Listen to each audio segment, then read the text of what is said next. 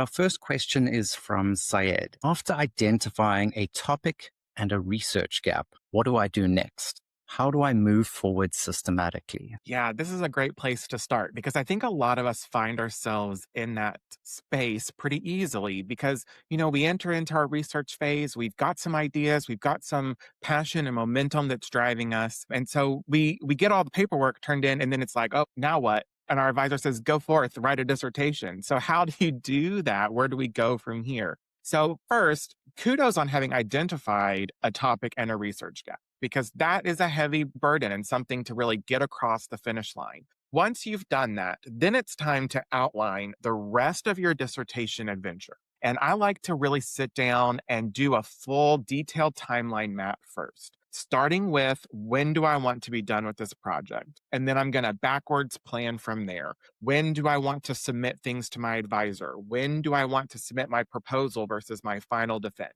Knowing that all of that will probably change and none of those timelines, deadlines you set are going to stay in place. That's okay. That's normal. But it helps, I think, to sort of be able to see the finish line of what is a 2, sometimes 3-year project for some people. Gives you a little path to follow. Then the next step is to turn to your literature review. A lot of people like to start with that chapter 1. That makes sense because it's the first chapter, right?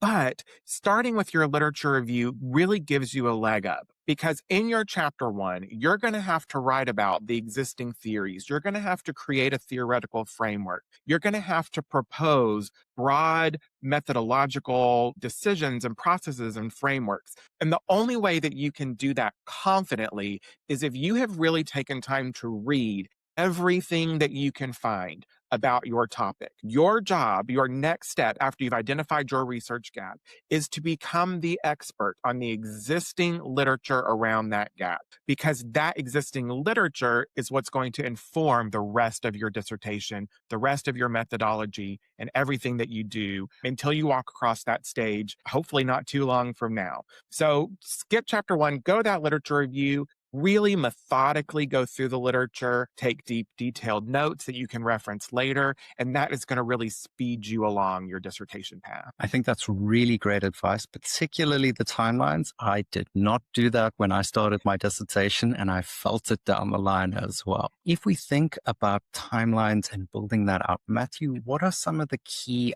ideas we should keep in mind when it comes to building that timeline? What are some key things that we need to make sure we're building enough time for in terms of the process? Yeah. So the first thing when you build your timeline is to not be too emotionally attached to it because it is going to change. Your university is going to have some say in that. You might get new advisors. That happened to me. I had an advisor switch halfway through, and that set me back several months as I got a new advisor up to speed. So there's a lot of things that are out of your control. But what you should be thinking about first is when do you want to be complete? That's important that you have that in your head and that you communicate that to people at your university so they know the level of urgency with which you are working. And a good advisor is going to kind of meet you where you're at and help keep that pace going. We want to go through our dissertation handbook and figure out what are all of the key steps for our university. Because every university does it a little differently.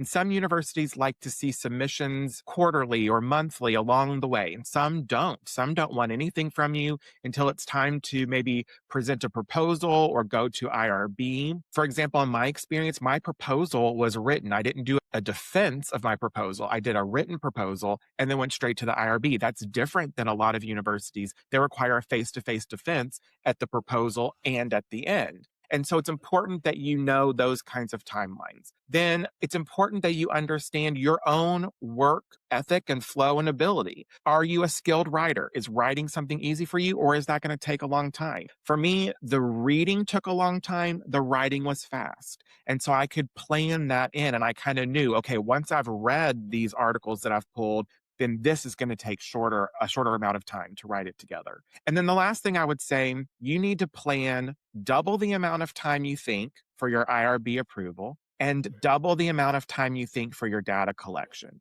especially if you're doing data collection that relies on other people, like surveys or interviews, because you have to find those people, you have to get them to click the buttons, you have to filter people out, you have to do almost double your sample size in a survey to make sure you really have your minimum in required, right?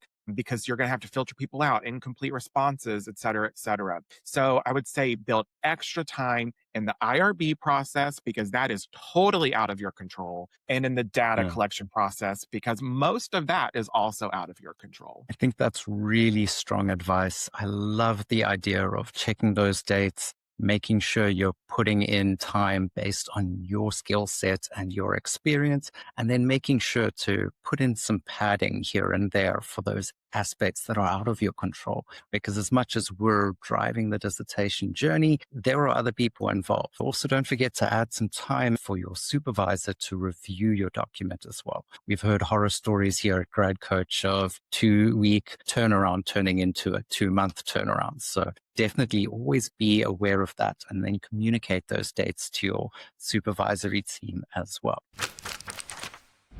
Let's jump into our next question from Alex. They're looking for some direction and guidance on conceptual frameworks. They asked, what is a conceptual framework and how do I design one for my study? Matthew, what can you tell us about conceptual frameworks? What's the down low, if you could? Yeah, so conceptual frameworks can be a real barrier for people because it's really a heavily metacognitive process. It's very abstract and you've got to really work through it. So let's break it down. Your conceptual framework outlines the key theories and concepts that feed into your dissertation. So think about it like almost a roadmap for the reader. What does your reader need to understand about the various theories, the various concepts, the various prior research into your concept in order to understand your study, your gap, and ultimately why that matters at the end? So, what you're going to do as you're reviewing the literature, you're going to be identifying all of those key theories, all of those key concepts. And I just honestly tell people to keep kind of almost like a post it note off to the side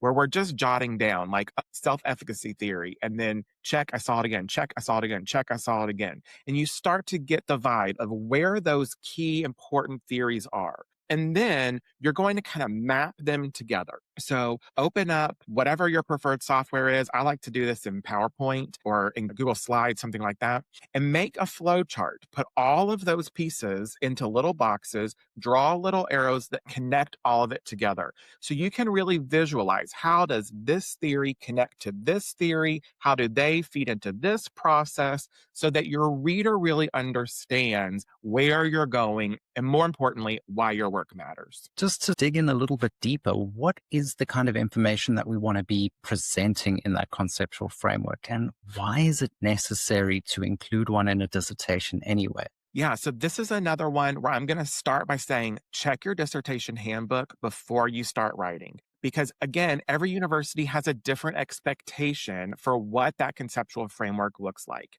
I have had clients whose conceptual framework is limited by their university to one theory. I've had universities where they're limited to someone else's framework. You can't create your own, you have to find one and deploy it. So that is sort of step one. We need to figure out what does our university want us to achieve and to do. If your university says, write a conceptual framework and nothing else, what are we going to go from there? So that's where we go back to the key theories, the key frameworks from our literature review, the stuff that we're seeing over and over and over again that's resonating with our project. That's also where we're going to go back to a visualization. Sometimes they require a map and sometimes they don't. I always think it's good to map, even if it's not explicitly required, because it does help you take this abstract thing and put it on paper in a meaningful way. And once you map it out, I think it's easier to write about it. The other key piece to your conceptual framework is that when you're writing, we're not just listing the frameworks. We're not just saying, here's this theory and what it means, here's this theory and what it means.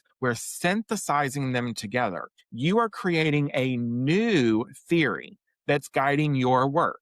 And it's rooted in those existing theories. So you have to blend all of that together in your writing. The last thing I'll mention here, citation, citation, citations. A lot of people will say Bandura's self-efficacy theory, and then there won't be another citation in the whole paragraph. This is a place for maximum citation density. We want to see that you have done the reading, that you've put the thought in, and you've synthesized this together in a methodical and strong way.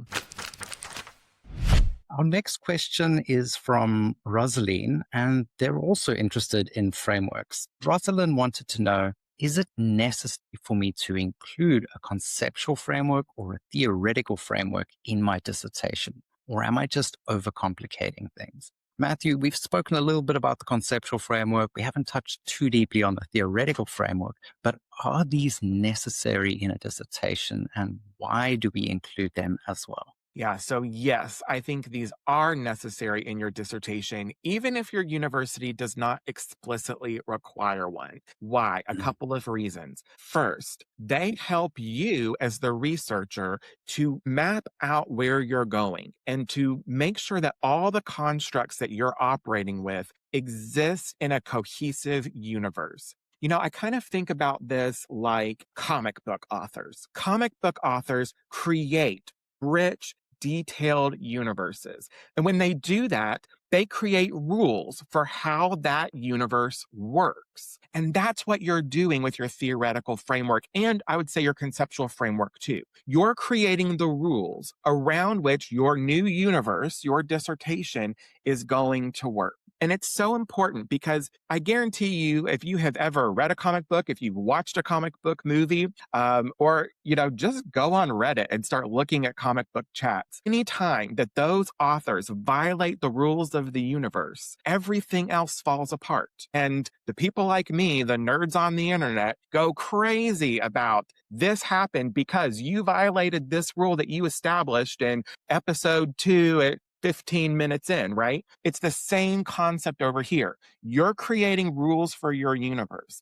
And by taking time to methodically build that theoretical framework for yourself, again, whether it's required by your university or not, this is a self-preservation activity. You're creating the rules of your universe, and that is going to guide the methodology that you choose, the survey questions that you include, the interview questions that you write, the coding methodologies that you choose, the audience that you select to participate in your project. All of that exists within the rules that you create through your theoretical framework. I think that's really helpful. And as a fellow nerd as well, when power scaling goes out of whack in a DC or Marvel comic, I am one of those guys who notices it as well. I think it's really helpful that we engage with that concept, that analogy, that it's setting the rules. To help people set those rules, what are some key mistakes that you often see in clients or students when they're presenting a conceptual or a theoretical framework? I know we've already mentioned the lack of citations, but do you have any other common mistakes that you see students make as well? Yeah, so a couple of other common mistakes I would say is first, falling in love with the first theory that you find. It is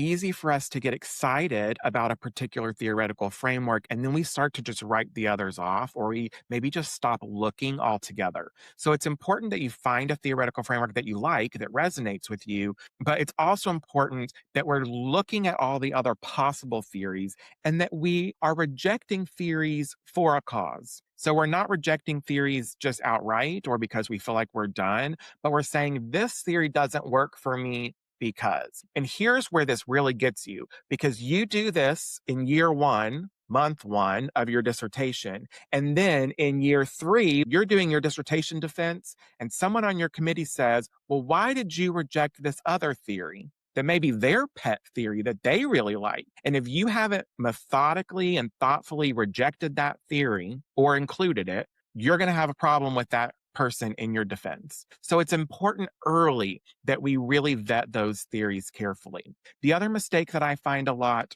is we talk a lot about synthesizing theories together, but sometimes theories don't synthesize. Sometimes they can't synthesize. And so we don't want to force things together that don't fit. Okay. I think that's an important element. So if they rely on fundamentally different, to use our comic books example, fundamentally different universal assumptions, and rule assumptions. They're not going to synthesize. Don't squish them together. Don't force them together. We want things that are going to work together. And so we want to look at that universe of rules. We want to make sure that everything aligns within. I think that's so important, that idea of not forcing it, but also making sure that you're testing and have justifications. I think anywhere in a dissertation, regardless of whether you're in the introduction, methodology, literature review, or another chapter, is the importance of having clear justifications and explanations for the choices that you've made or the findings that you found as well.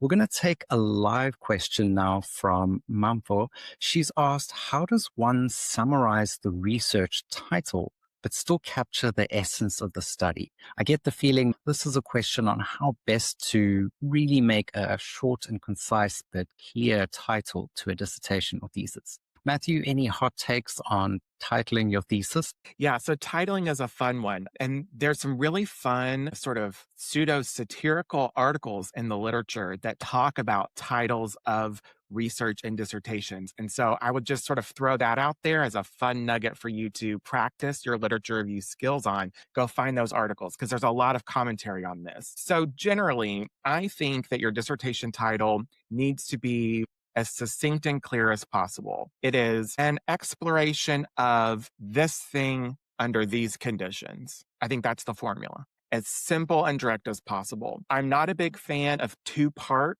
dissertation titles. So sometimes people will have like a catchy little title and then a colon and then a big long almost paragraph of what their study does. Some universities allow that and some don't. I'm not a big fan of that. Remember that probably no one is going to read your dissertation after your committee approves it, okay? Another dissertation author might at some point, but when you're trying to get jobs, when you're trying to get that promotion, most of our clients at Grad Coach are not full-time academics. They're not trying to get professorships. They're trying to get jobs and promotions and trying to move within their industry and sector. And so those people who are hiring you in those spaces are not reading your dissertation, but they are reading your dissertation title on your resume.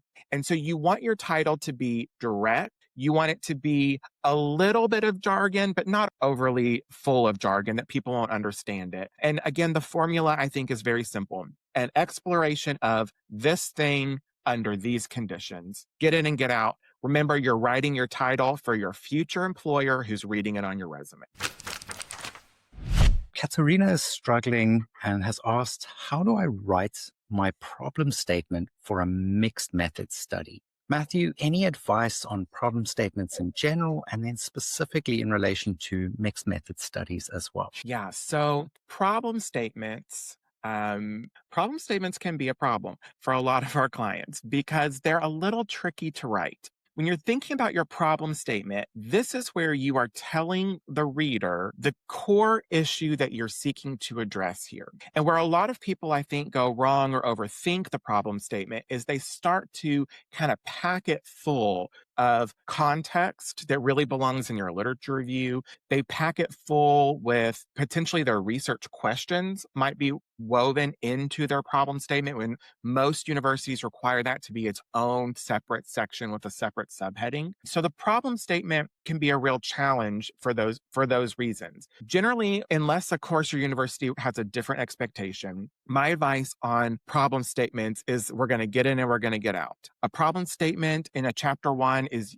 2, maybe 3 paragraphs that's going to basically say, this is the problem we're trying to solve. And using that language, right? So this is not an opportunity to try to fluff things up. It is about being direct. The problem this dissertation explores is blank. And then the rest of that paragraph and one other explaining what that means and what that looks like. I think that people who struggle with problem statements often overthink the problem statement. They make it bigger than it needs to be. I think it's an opportunity to get in and get out, be as direct as you can. The problem this dissertation explores is blank, and then provide just a little detail and context. The rest of that context goes in your chapter 2. I think that's really strong advice there. And that problem statement is really just that, a statement of the problem. So if you've identified gaps in the research, an issue, a problem of practice. That's what you want to be hitting home with that problem statement.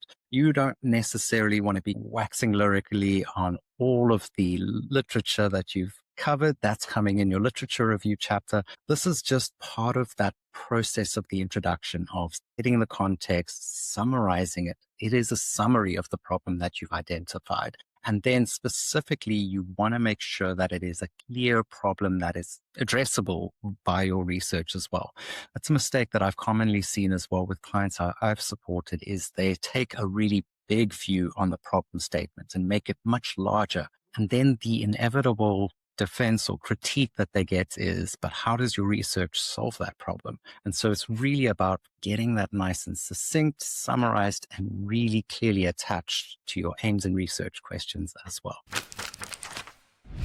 Katerina's looking for some clarity around the importance of hypotheses, and they asked the following question. Do I need hypotheses in mixed methods research? And also, what about qualitative research? So Matthew, first off, what is a hypothesis? When is it relevant? And do we need to include it in every dissertation as well? Yeah, thanks for that question. So, what is a hypothesis? A hypothesis is our sort of educated guess on what we think is going to happen. Okay, that's sort of the broad colloquial answer of what is a hypothesis, what we think is going to happen. They're really important in experimental research. So, anytime, particularly quantitative research, where we are collecting data, we are doing some statistical analysis, we're running an experiment, those are the times we really want to include those hypotheses. And that's important because remember, all of our statistics seek to reject a null hypothesis.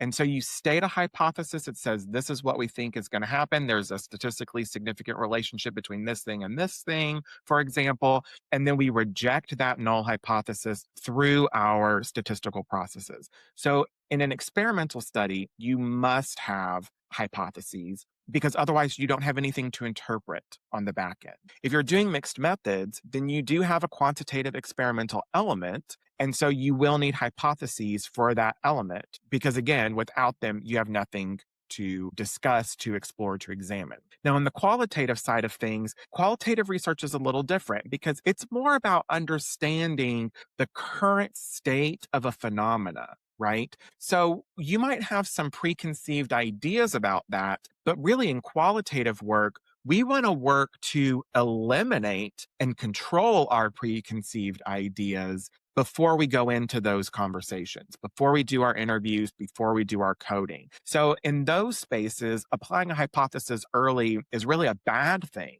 because it becomes bias that you have to check for. And that's why we do things like third-party member checks. That's why we do reflective journaling so that we can document and trace our own biases that we're bringing to the table. So in a mixed method study, it's a little tricky because you are going to have a hypothesis for some parts of your problem, but then you're going to have this qualitative element that you really need to approach with a broad, open mind. And it's just important that you realize that you're using two methods and that when I'm in method A, I'm quantitative, that I have this mindset, I'm looking at this hypothesis, but then I've got this whole other world over here. And when I switch over there, I leave that part behind. Nice. I think that's really helpful, especially the splitting between quantitative and qualitative. Now, again, these are all generalizations. Certain universities do have expectations, and I will be honest and say there are some universities that ask you to do things that are not academically appropriate, but nonetheless, that's a requirement for your degree. So do make sure to check your guidance documents, check with your supervisor or thesis advisor, or even more importantly, look at previous examples of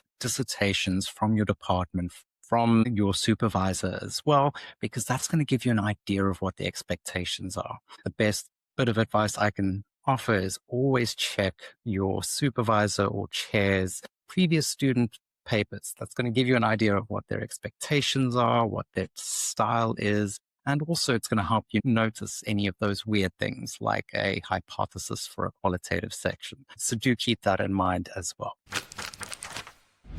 Alex has created an instrument to measure what they looked at and only after the fact realized, hey, wait, we need to do a validated, reliable instrument. They hadn't, that ship has sailed. But what would you suggest is important in relation to choosing an instrument to measure your constructs or your things that you're trying to assess? Any advice you can give us on instrument selection, and what do we do in cases where maybe we made a mistake and we missed something? How can we Yeah. handle that? Yeah. So let's talk about scales. I always recommend that my clients seek a previously validated scale if one is available to you. There are so many scales out on the internet and you can find them. There are websites that list them, usually kind of by industry. So you can find like your industry's website that does scale work. You'll find them in the literature review. You'll find scales that other people have used or that other people have developed. Why is that better? Because that takes care of your reliability. You don't have to go through the testing and the additional statistical tests. You have to check for assumptions and things like that as you analyze your data, right? But you don't have to prove that your assessment is reliable and valid. It's already done. And you can just cite that paper and move forward. A lot of times, this also requires you to reach out to an author and get permission to use a scale, which I think is great because as a researcher myself, I love when someone contacts me and says, I was reading your paper, can we talk about it? And most researchers do as well. And so it gives you an opportunity to engage with that real human being. You know, we see all these names in our literature reviews and our reference list. Those are real people. And it gives you a chance to engage with that real person who is soon to be your colleague. The other thing is it saves you a lot of time because you don't have to develop your own. So let's talk about developing your own. Occasionally, you have to do that. I had to do that. I developed an instrument for my dissertation. It added 6 months to my workload. I was able to do that because I had brought some graduate credits with me. So I had a little more time to play with in my window. And so I was able to take the time to do that. But that is a lot of work. It's a huge process. It requires multiple samples. So if you're thinking about, I'm going to have to interview three or survey 300 people, well, you really need like 900 people because you've got to validate that survey. You've got to run it through a population twice. You've got to filter people out, prove that it works. You might have to make changes, which means you then have to run it through another validation. So, like for mine, I had a segment, just one portion that was not reliable after the first round. And so I just didn't use it. I struck it right out of the survey because I was like, I do not have the time or emotional capacity to do another round to try to save this section. And I kind of thought it was redundant. I didn't really need it. So we took it out. But that kind of stuff happens when you develop your own survey. The other thing, if you're going to develop your own survey, you need to talk to your advisor early about that because your advisor may or may not have the skills and capacity to help you do that. That is not something that a lot of us are taught very deeply. That's some pretty deep methodology to do a reliability study. And so if your advisor is not really sure about that, then we need to have that conversation. Also, if you have a methodologist assigned to you, you want to talk to that person about that. Make sure that they are skilled in that area before you jump off and go in that path. So my general blanket advice, find a scale. So, just a question to follow up. If we want to contact the author about a paper and a scale, where do we find their information? How do I know who to contact? So first, most research studies are going to have a contact information box somewhere on the paper. And so most researchers, like for my research, I use a personal email address. That way, no matter what my institution is, you can always contact me. And I know like that's the email address that's listed on things. So I will never close that email address because it exists for that purpose. Other places to look, you could just do a Google search and find them because their institution, wherever they are, will have them listed somewhere. ResearchGate is a great place. All of you should be engaged in ResearchGate because it's like social media for researchers. We post our papers, we connect with other people. It's also a great place to get a paper if you can't find it, like it's behind all these paywalls. You can just contact the person through ResearchGate, and ResearchGate has like a cool mechanism where you can like upload your papers and then you just go, yeah, I'll share that. And you just click a button and it shares really easy. So that's a cool one. And then also Orchid. If you are going to become a researcher, you think you're going to do more research than just your dissertation, at some point you're going to be asked to create an Orchid ID. I mean, Orchid is like, it's kind of like the DOI of the researcher. And so we have ORCID accounts. If you were to look up my account, you could find me. It would list all the studies that I've ever published that are linked to my account, and you could contact me through the ORCID platform. So there's a lot of ways to find a researcher, and I would say don't be afraid to do that. We love that. Yes, we do. If you message anyone about their research that they've published, they're excited because at minimum, it's a citation for them. More often than not, they're just really passionate about sharing what they've done research on. And I know if anyone wants to ask about social immunity in insects, please send me an email because that's my topic of choice. We have time for one last question from Betty. So she's specifically looking for advice on developing an outline for her literature review. She asked, how do I create a literature review outline that actually helps me write instead of becoming another task on my list? So Matthew, we've always spoke about the importance of outlining. What are some basic steps that we can take to develop an effective and helpful outline as opposed to just making more work for ourselves? Yeah. So this is a great one. So the first thing I think you have to do is clarify what kind of literature review you're hoping to write. So not all literature reviews are the same. You might have a theoretical literature review that is going to explore different theories about your topic. And if that's the way that you're going, then those theories become your headings and subheadings, and that becomes your outline. You might have a historical literature review. You might be tracing the development of a process, of a theory, of an experience over time. And so that's going to be a chronological outline that you're going to create. You might have kind of a hybrid that's a little bit of both, where we have to discuss some historical elements, but we also have to discuss some theories. You might have a literature review that is focused more, if you're more in like a hard science, you might have a literature review that's really focused on past studies and attempts at a thing. So you might categorize and group things like that. So I think that's the first step, is trying to figure out what model am I trying to follow here? And then that kind of guides you in the direction of your literature review outline. The next thing I think that's a little more granular is leveraging your note-taking instrument. So I'm a big fan of creating a literature review catalog. We have an awesome template at Grad Coach that can help you do that. I also will help clients sometimes make custom templates for their work based on, the information that they need. But really going through, taking notes thoughtfully, and then I sort of qualitatively code my notes in that literature review catalog. And so what that allows me to do then is filter by those qualitative codes that I've assigned to my literature. And then I can say, okay, these are going to be all of my themes, all of my headings, all my subheadings. I can move those into a Word document, copy and paste, move them around until they're in an order that feels logical. So just to recap, we choose our kind of literature review, our overall structure, whether it's theoretical, chronological, experimental, whatever. And then we get granular into our note-taking tool, use that to kind of figure out what our headings and subheadings are, and then we can go from there. I think that's really helpful to use that broad structure and granular focus as well. If we're thinking about an outline, one thing that I find is really beneficial is to think when arranging it is, what is the order of information that I have to provide? What information do I need to share in order for the next point or idea to make sense?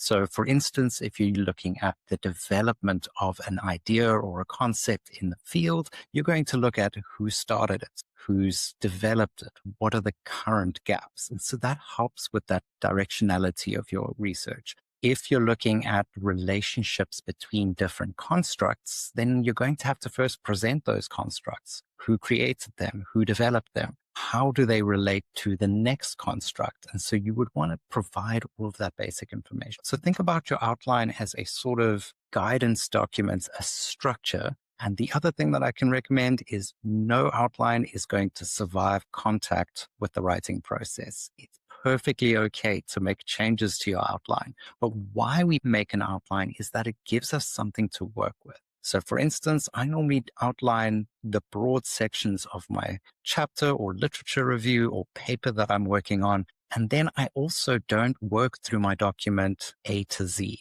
Sometimes you get stuck at point C and you don't know how to finish C. If you've got an outline, you can start working on the next sections and then come back to that at a later stage. So that's the benefit of an outline is it gives you that framework within which to write so that you're not stuck on that linear process either. The other thing that is really beneficial is once you've written an outline, share it with someone. Get feedback because you might have assumptions, biases, you might be assuming knowledge on behalf of your reader. And so getting an outside perspective, even in someone who's not in your field, can be really beneficial for improving that outline process, making sure it makes sense to the lay reader or the reader who is educated, but not necessarily on your topic as well.